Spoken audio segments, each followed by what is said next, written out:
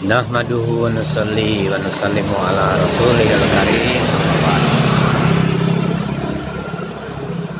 Nabi Adam alaihissalam yang telah menikmati fasilitas surga juga sempat terpedaya oleh iblis. Allah Subhanahu wa taala yang menciptakan seluruh masalah, dan hanya Allah Subhanahu wa taala yang sanggup menyelesaikan masalah-masalah. Manusia tidak didesain oleh Allah Subhanahu wa taala untuk menyelesaikan masalahnya dengan caranya sendiri.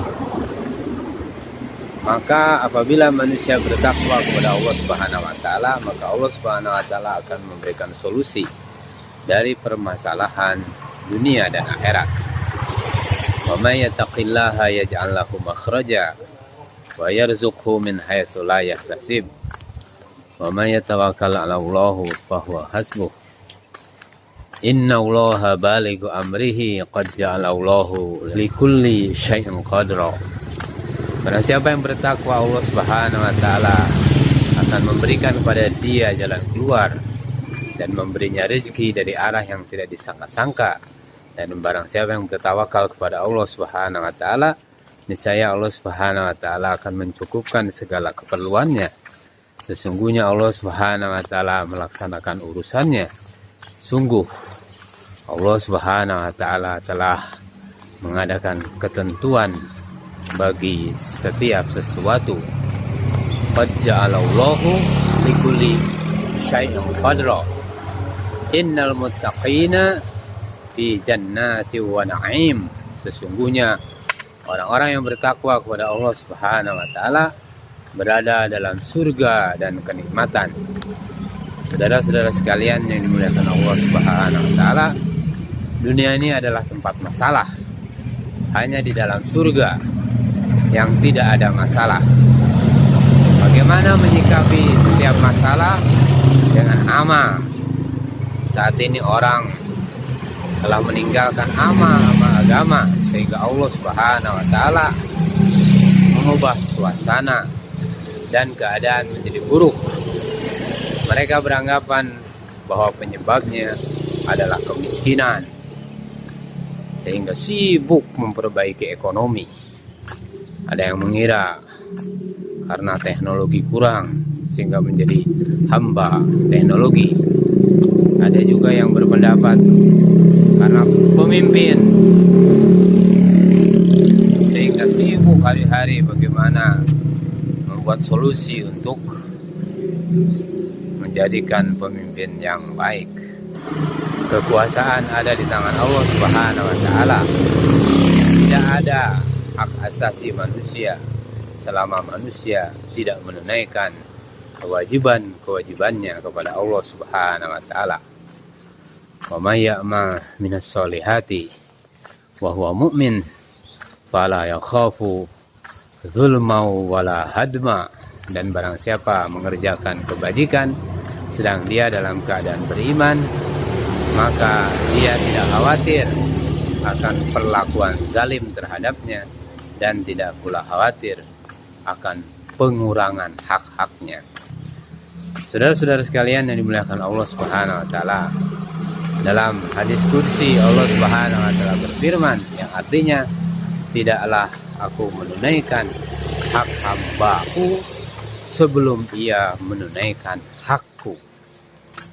Dari Ibnu Mas'ud radhiyallahu anhu, Rasulullah sallallahu alaihi wasallam bersabda, satu saat nanti kalian akan menemukan sikap individualisme, yaitu mementingkan diri sendiri dan hal-hal yang kalian tidak senangi. Para sahabat radhiyallahu anhum bertanya, ketika hal itu terjadi kepada kami, apa yang kau perintahkan? Lalu Rasulullah sallallahu alaihi wasallam bersabda, tu'tunal haqqu alladzina 'alaikum wa tas'alunallaha alladzi lakum. Tunaikan hak orang lain yang diwajibkan atasmu, dan untuk kalian mintalah kepada Allah Subhanahu wa taala. Saudara-saudara sekalian yang dimuliakan Allah Subhanahu wa taala, seluruh manusia menginginkan kesempurnaan di dunia dan di akhirat, dan Allah Subhanahu wa taala telah menyempurnakan semuanya meskipun belum berfungsi di alam rahim ibunya. Di alam dunia baru berfungsi. Ketika di alam ruh manusia diberi iman, di dalam rahim diberi tangan, kaki, mata, telinga, ditetapkan rezekinya, ajal dan kelahirannya, hidung dan mulut. Bahkan setelah 4 bulan dalam kandungan, manusia di alam rahim, Allah Subhanahu wa taala telah menyempurnakan jasad manusia. Dan di alam dunia harus memfungsikan tubuh ini sesuai dengan kehendak penciptanya. Bukan sibuk saja menyempurnakan bentuknya. Bagaimana kulit ini bisa putih, bagaimana bisa cantik, bagaimana badan bisa tinggi, bisa langsing, dan sebagainya. Tetapi bagaimana menyempurnakan iman, bagaimana menyempurnakan amal. Meskipun tubuh cacat, namun jika digunakan untuk melaksanakan amal-amal soleh, melaksanakan perintah-perintah Allah Subhanahu wa taala, maka itulah orang yang sukses sebenarnya. Apabila sibuk memperbaiki bentuk dan fungsinya sesuai dengan hawa nafsu, ini adalah kejahilan. Ini adalah kejahilan. Kebahagiaan dan penderitaan di dunia sifatnya hanya sementara, tetapi di akhirat itu adalah kekal abadi selama-lamanya. Saudara-saudara sekalian yang dimuliakan Allah Subhanahu wa taala, fungsi iman dan amal soleh memang belum diperlihatkan seluruhnya oleh Allah Subhanahu wa taala. Namun setelah berpindah ke alam kubur, iman dan amal mulai berfungsi menerangi alam kubur itu dan meluaskannya sejauh mata memandang. Iman adalah fondasi agama, dan iman itu gaib. Dengan menafikan yang nampak, keyakinan pada Allah Subhanahu wa taala akan wujud. Inilah yang harus diusahakan, yaitu memasukkan hal yang gaib ke dalam hati hingga menjadi keyakinan. Matahari, air, dan udara sebenarnya tidak perlu diusahakan karena telah tersedia. Hanya ada 2 cara untuk mendapatkan keyakinan, yaitu dengan dakwah. Melihat, mendengar, dan berbicara kebesaran Allah Subhanahu wa taala. Dan juga untuk mendapatkan keyakinan, maka kita bicarakan perkara kematian. Masuk ke alam kubur, bertemu dengan mungkar dan nakir. Tapi keyakinan setelah mati tidak berguna lagi. Maka tidak ada cara lain kecuali dengan dakwah.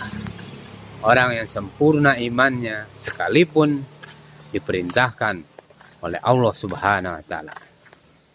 Jadi orang yang sempurna imannya sekalipun diperintahkan oleh Allah Subhanahu wa taala untuk mengusahakan iman. Ya ayyuhalladzina amanu aminu, wahai orang-orang yang beriman, tetaplah beriman kepada Allah Subhanahu wa taala dan Rasulnya, dan kepada kitab Al-Quran yang diturunkan kepada Rasulnya, serta kitab yang diturunkan sebelumnya. Saudara-saudara sekalian yang dimuliakan Allah Subhanahu wa taala, tingkatan iman tidak ada batas akhirnya, dan derajat iman kita tidak seperti imannya para malaikat yang tidak pernah bertambah dan tidak berkurang. Rasulullah SAW bersabda, al-imanu qaulun wa amalun yazidu wa yanqusu. Iman adalah perkataan dan perbuatan. Iman dapat bertambah dan berkurang.